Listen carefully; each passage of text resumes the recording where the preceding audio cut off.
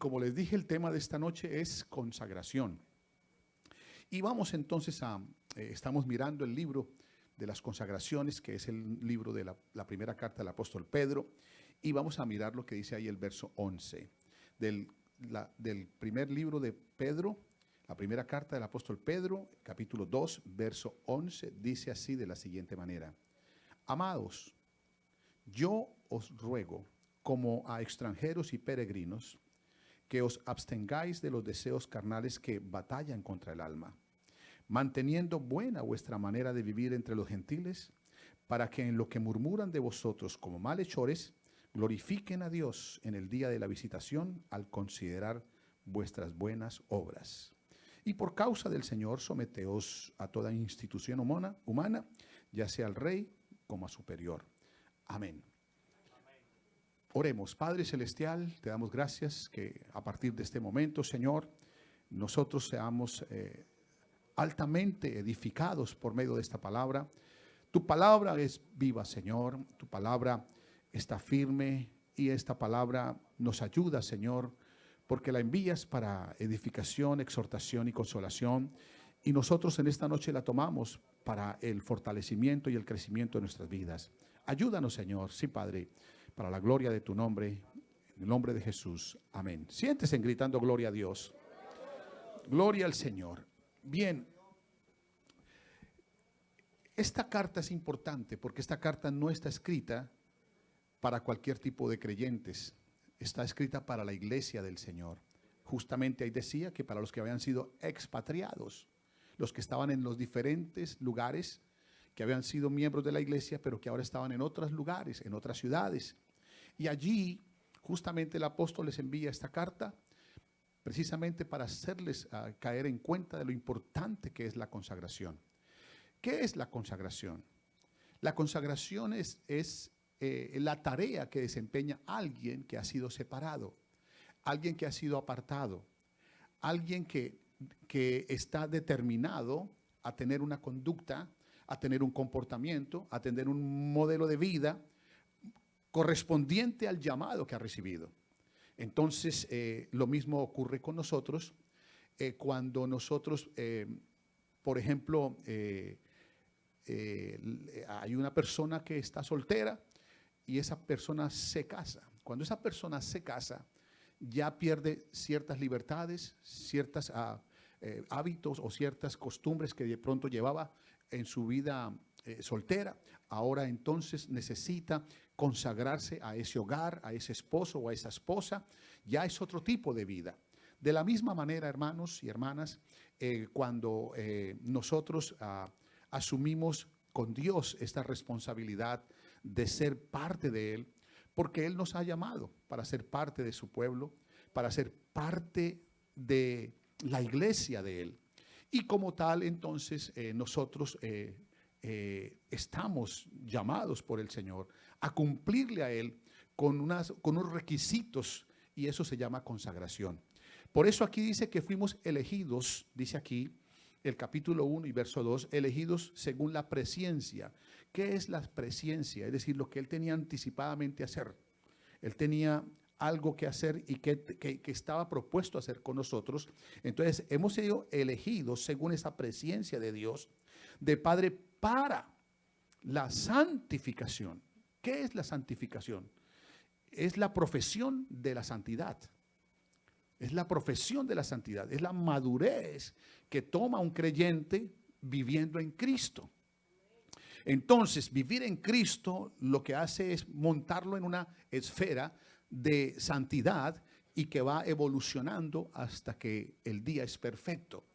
Entonces, dice aquí, elegidos según la presencia de Dios Padre en santificación del Espíritu para, santificación del Espíritu. Es decir, que aquí está diciendo quién es el que nos santifica. Justamente lo está haciendo en este mismo instante el Espíritu que tiene la palabra de Dios. Porque la palabra de Dios es Espíritu. La palabra de Dios justamente no es diferente a cualquier otra.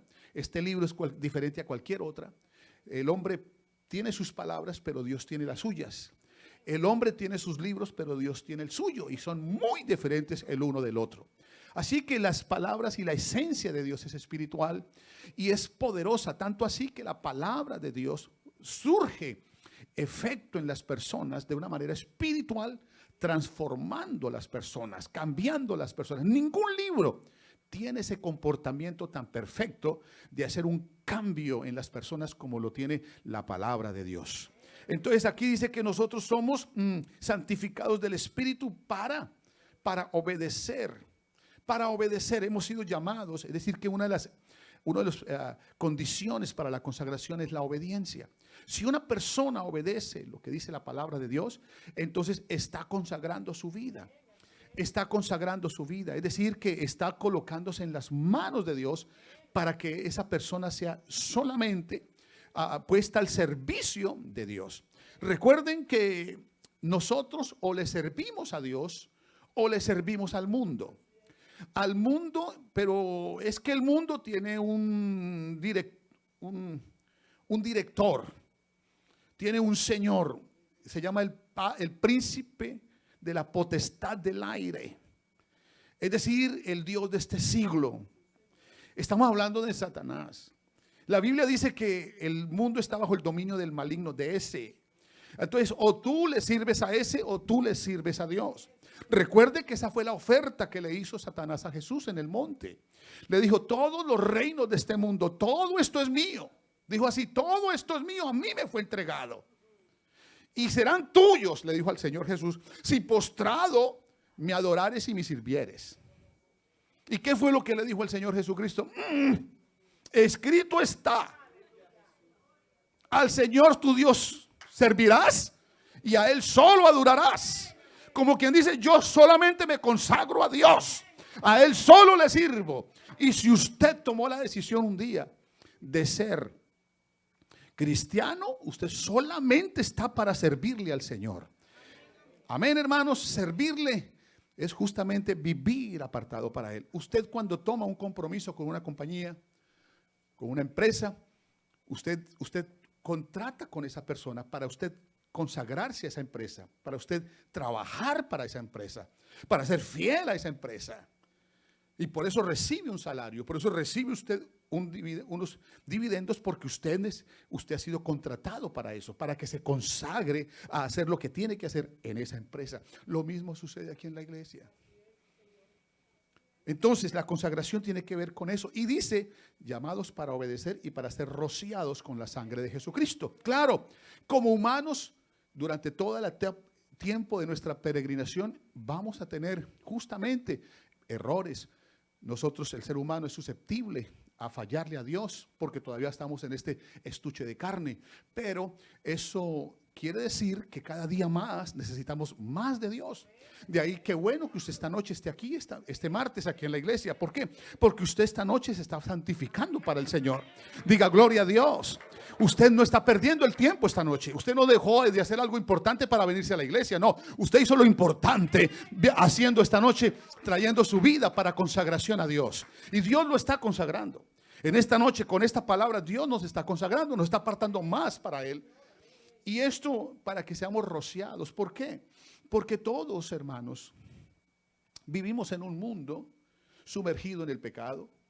Vivimos en un mundo donde justamente el pecado es la fuente del mundo, y esa fuente lleva a la condenación. Pero entonces lo único que el antídoto contra el pecado es la sangre de Jesucristo. Digan gloria a Dios. Es decir, el antídoto contra el pecado se llama Cristo Jesús en su sangre. Amén. Entonces, cuando nosotros de alguna manera le faltamos a Dios por acción o por omisión, eso puede suceder. Usted pudo haber hoy dicho una palabra que no tenía que decir, haber hecho algo que no tenía que hacer, haber sentido algo que no tenía que sentir, haber reaccionado de una manera que no tenía que reaccionar, de haber dicho una palabra que no tenía que hacer. Y es más, la Biblia dice que el que sabe hacer lo bueno y no lo hace, le es pecado. Pero usted llegó al templo, y aquí en el templo, ¿qué hay? Una sangre preciosa que te limpia de todo pecado. ¿Cuántos glorifican el nombre del Señor? Amén. Y se arregló el asunto. ¿Por qué? Porque claro, Dios conoce nuestra condición. Se acuerda que somos polvos, que somos polvo.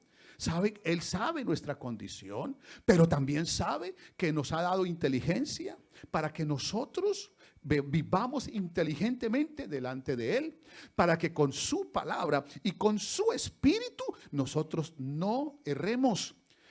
Pecar es errar al blanco.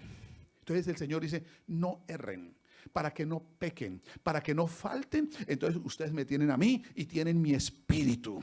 Y si ustedes se consagran y si ustedes viven para mí, ustedes van a tener que usar menos la sangre de Jesucristo.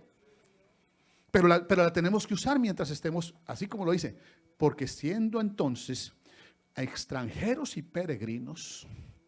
Entonces dice aquí el apóstol que os abstengáis de los deseos carnales que batallan contra el alma. Es decir, que mientras usted esté en este estuche de carne, usted batallará con deseos carnales que batallan contra su alma. Es una lucha. Pero la consagración nos ayuda a vencer en esa guerra, porque es una guerra espiritual. Usted sabe muy bien que el apóstol Pablo lo dijo. Yo con mi carne, yo quiero, tengo una situación en mí, con mi mente, yo deseo hacer lo bueno, pero hay algo dentro de mí, en mi carne, que me lleva al pecado. Entonces, él tenía una confrontación. Entonces, ¿cómo arregló el asunto? Él lo dice ahí en el capítulo 7 de Romanos. Doy gracias a Dios por Jesucristo, porque yo en la carne sirvo a la ley del pecado, pero en mi mente sirvo a la ley de Dios. Entonces, aquí está el asunto. Entonces, ¿qué tengo que hacer? Con la palabra y con el espíritu de la palabra, yo me consagro al Señor y ahí entonces me vuelvo santificado para Él. Ahora, miren bien lo que dice aquí. El apóstol Pedro dice entonces, bendito sea el Dios y Padre de nuestro Señor Jesucristo, que según su grande misericordia nos hizo renacer. Cuando habla de renacer, justamente nos habla de la condición espiritual del creyente ahora. ¿Por qué? Porque hay otra condición. Ya antes éramos naturales, vendidos al pecado, pero a esa condición morimos el día en que nos bautizamos. Y el día que nos bautizamos, nacimos de nuevo. Es decir, fuimos renacidos. Digan gloria a Dios. Somos renacidos para una esperanza viva. ¿Para una qué? Esperanza viva por la resurrección de Jesucristo. Es decir, que como Él murió, fue sepultado y resucitó, así también nosotros con el bautismo hicimos lo mismo. Renacimos para una esperanza viva por la resurrección de Jesucristo, porque no se quedó usted en el agua, usted salió y comenzó una nueva vida, de modo que los que están en Cristo, amén. Entonces dice aquí ¿para qué? Para una herencia incorruptible. Oiga eso, es decir que Dios tiene herederos incorruptos, no políticos corruptos. ¿Me están escuchando? Sino una herencia incorruptible, gente no corrupta. Dice aquí una herencia incorruptible, incontaminada. No hay contaminación. Por eso el que se mete en Cristo no se le mete ninguna basura del mundo, ninguna basura del infierno, hermanos. ¿Por qué? Porque es incontaminable por el poder y el Espíritu de Dios. Glorifique el nombre de Jesús. Dice herencia incorruptible, incontaminada e inmarcesible. ¿Sabe qué significa inmarcesible? Le voy a decir qué significa inmarcesible. Que no se marchita. Ustedes han oído que el Señor le dijo a Isaías, di palabras. ¿Qué palabras tengo que decir? Que el hombre es como la hierba y la gloria del hombre como la flor de la hierba. La hierba se seca y la flor se cae, pero la palabra de Dios permanece para siempre. Entonces, ¿qué dice ahora? Ustedes ahora en Cristo son inmarcesibles. Es decir, no se van a marchitar. Oh, de gloria a Dios. No se va a marchitar, hermano. Dice así que es una herencia incorruptible, incontaminable, inmarcesible. Y dice aquí reservada desde los cielos para ustedes. Wow, eso es tremendo, hermanos. Y dice, mientras estemos aquí en la tierra, somos guardados por el poder de Dios mediante la fe, mediante la palabra, mediante el vivir en la palabra, para alcanzar. ¿Qué cosa? ¿Qué haces tú aquí esta noche? ¿Cuánto ha trabajado el Señor en tu vida? ¿Cuánto ha hecho el Señor por tiempo atrás? ¿Cuánto te ha llamado la atención para que estés aquí? Porque eres un candidato, eres una candidata para llegar a la eternidad con salvación. ¿Me hago entender, hermanos? Usted está aquí para eso. Esta casa está abierta para la salvación de las almas. Porque si no, hermano, por eso toda persona debe pasar por la iglesia si quiere ir al cielo. Porque para ir al infierno hay que pasar por el mundo. Y el que va para el infierno pasa por el mundo y del mundo va para allá. Pero en el mundo está la iglesia. Y si la gente quiere ir al cielo, pues vamos. Estás en el mundo, métete en la iglesia. Porque de la iglesia vas para el cielo. Digan gloria a Dios. Para eso estás aquí. Entonces, guardados con poder mediante la fe, para alcanzar esta salvación que está preparada para ser manifestada en el tiempo postrero. Por eso, hermanos, si usted no se consagra, usted está despreciando todo esto que estamos hablando, todo lo que Dios ha invertido en usted. Mensaje tras mensaje, prueba tras prueba, bendición tras bendición, todo lo que ha hecho el Señor, pagándole el sueldo a un pastor, ¿verdad? Separando a un hombre, ¿para qué? Para que trabaje con tu vida, para que tú te salves, para que tú te consagres, porque nadie desconsagrado va a llegar al cielo. Porque está contaminado, está corrupto y está marchito.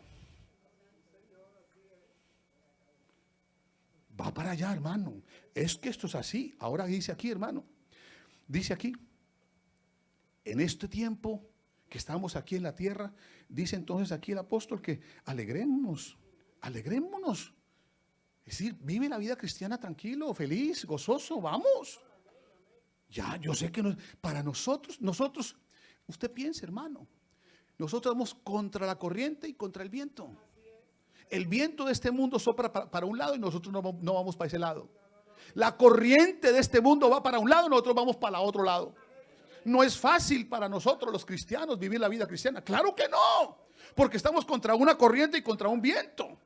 Pero dice el Señor, pero mientras eso pasa, tranquilos. Los discípulos estaban desesperados en el arca, pero apenas Jesús se paró y dijo, no, pues si está Jesús aquí, pues que sople lo que quiera el viento, haga lo que quiera el mar, pues estamos con Jesús. Así hay que pensar, hermano. Aunque la corriente vaya para allá, yo voy para el otro lado. Y aunque el viento sople para allá, yo voy para el otro lado. Contra el viento y contra la marea, yo voy a vencer porque tengo a Cristo en mi vida y en mi corazón. Alégrese. Viva la vida feliz. Esta vida cristiana. ¿Sabe cuándo somos infelices? Cuando estamos en pecado. Cuando estamos mal con Dios. Ahí es infeliz, ahí cambia el rostro, cambia el temperamento. Ahí se vuelven todos viejos, arrugados. Ahí. Sí, claro. Pero el que ríe, el que se goza, el que entiende lo que el apóstol Pablo dijo, regocijaos en el Señor siempre. Regocijaos, por nada estéis amargados. Bueno, ahí sí no dijo, pero más o menos, ¿verdad? Por nada estén amargados, sino por nada estén ansiosos, fue que dijo él. Por nada, no hay razón. Si tienes a Cristo, no hay razón. Es que la marea está alta, pero si Cristo está ahí, ¿qué te preocupa? Piénselo, hermano. Si usted está sobre una roca firme y el mar está golpeando, usted quédese en la roca. No se eche un chapuzón por allá. Quédese en la roca. Quédese ahí tranquilo. Que toda marea pasa. Todo tiempo de prueba pasa. Baja, gózate. ¿Por qué? Porque dice el verso 7, para que sometida a prueba vuestra fe. Es que estás sobre la roca, pero no ves la roca. Estás sobre una roca, pero no la ves. Usted también puede ver esos, normalmente, usted se va a un río de esos sucios y se pone sobre una roca que está debajo del agua y usted no va a ver la roca, ni tampoco sus pies, pero la roca está ahí. No la veo, pero está ahí. Pues así es en Cristo, hermano.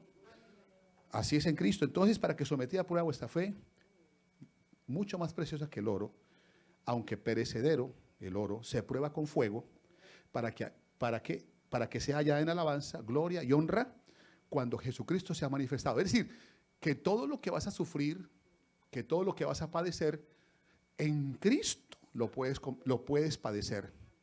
No te preocupes, que el Señor no te pondrá en el fuego más de lo que tú puedas resistir. No habrá prueba que termine contigo. No habrá. El Señor te mandará la prueba, te mandará la salida también. Digan gloria a Dios. Amén. Por eso dice aquí, a quien amáis sin haberle visto. Claro, no es fácil amar a quien no se ve, ¿verdad? Pero también igual, hermano, en aquellos tiempos, cuando no existía ¿cómo se llama? El FaceTime o el Time ese. Entonces, ¿cómo hacía la gente? Era solamente por teléfono. Y ahí estaba escuchando la voz de su amado, pero no lo estaba viendo, pero sabía que estaba en la línea. Y usted hablaba con él como si estuviera metido en el teléfono ahí, ¿verdad? Eso era antes, así. Así es con el Señor. No le vemos, pero le sentimos. Está con nosotros. Está esta noche aquí, hermanos. Amén. A quien amáis sin haberle visto, en quien creyendo, aunque ahora no lo veáis, pero nos alegramos con gozo inefable y glorioso. ¿Verdad que sí? Amén. Así es. Y qué bueno es eso. Entonces, a ver, ¿cuántos han visto el frío? Pero lo siente, ¿no? No me diga que usted ha visto el frío. No lo ha visto, hermano, pero lo siente. Sí, pues así es el Señor Jesucristo. Lo puede sentir así plenamente. Bendito sea el nombre del Señor. Entonces, aquí lo que está diciendo el apóstol entonces es, si nosotros nos consagramos, ¿de qué manera nos vamos a consagrar? Sencillo, hermanos, mire. Hay dos maneras de hacerlo. Y se lo voy a decir. Hay dos maneras de consagrarnos, por medio de la oración y por medio de la palabra. La oración es relación. La oración es relación. Es vivir en Él, hablar con Él. Es orar a Él en todo momento. Y son de las cosas más difíciles que tiene el ser humano. ¿Cuánto tiempo puedes durar arrodillado en la madrugada? Es una pregunta que te hago. ¿Cuánto tiempo vienes tú a la iglesia a orar, solo a hablar con Dios? ¿Cuánto tiempo? Ahora hay otra manera. Obviamente estoy en el trabajo, voy en el tren, estoy en el baño, estoy consumiendo esos alimentos tan ricos que Él nos permite. Usted puede orar ahí. Pero la oración justamente es uno de los elementos de consagración más poderosos que tiene el creyente. Porque la oración nos acerca a Dios y nos aparta para Dios. Es decir, que en vez de usted estar pensando tonterías, locuras, malas decisiones, dejarse llevar por los pensamientos, por lo que dice aquí, por los deseos carnales, usted tiene ocupada su mente en Dios. Y hay cosas que usted no debe hacer por obligación, sino por deseo. Entonces usted debe tratar de alcanzar el deseo de orar y no de hacerlo por obligación. Ay, se me va a hacer tarde porque tengo que interceder. Ahí usted lo está haciendo por obligación. Dios no quiere eso así. No, así no te consagras. A ver, ¿cuántas personas sienten deseos de ver una película?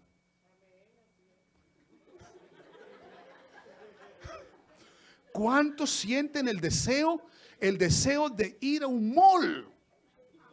Y no tienen plata, pero quieren ir al mall. Tienen tienen el ropero lleno, pero quieren ir al mall. Es un deseo, ¿sí o no? Es un deseo, sale de ahí. Es más, seguro no tiene plata, pero voy a mirar un ratico por allá a ver. Es un deseo, ¿sí o no? Es un deseo. Sale, ahí te sale y no hacen ningún esfuerzo. ¿Y por qué para orar sí? Es más, el Señor no nos dice orad sin cesar, como quien dice, es tu opción. Pero el Señor quiere que lo hagas por deseo, porque no hay nada mejor que hacerlo por deseo. Y nada el Señor quiere por obligación. Dos cosas el Señor no quiere por obligación, sino por deseo. Primero, la oración, y segundo, lo que dice aquí el capítulo 2, verso 2. Mire cómo dice, mire cómo empieza diciendo: desead. No dice de otra manera. Dice desead. Cuando usted hace las cosas por deseo, usted se consagra. Pero cuando lo hace por obligación, no. Entonces, mire, desead como niño recién nacido. ¿Qué es lo que desea un niño recién nacido? La leche espiritual. ¿Ves? La leche es su mamá.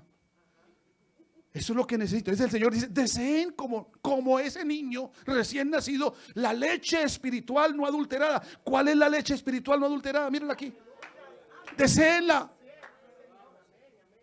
Y eso no, hermano. Entonces cuando usted, claro, pero es que hermano, imagínese usted. Por ejemplo, mi esposa me prepara tremendos almuerzos, que eso sí es tremendo. Me prepara un rico almuerzo, ¿verdad? Un rico almuerzo. Y yo quedo full, ¿verdad? Y voy donde la hermana Margarita, que no hay ninguna Margarita, y la hermana Margarita me dice, pastor, lo estaba esperando, que aquí tenemos una comida para usted. Yo digo, ¿ya dónde me meto eso? Estoy lleno, no deseo, porque ya estoy lleno. Entonces, generalmente las personas no desean porque tienen cumplidos otros deseos. Entonces, eso es lo que hay que pensar. Desead como niños recién nacidos. ¿Qué es desear aquí en este caso? La leche espiritual no adulterada para que por ella crezcáis para salvación. Es decir, para que te consagres. En la medida en que tú conozcas, sepas la palabra, bebas la palabra, consumas la palabra, recibas la palabra, lo que hace es fortalecerte, crecer en Dios. Y eso te ayuda a ti a que seas consagrado para el Señor.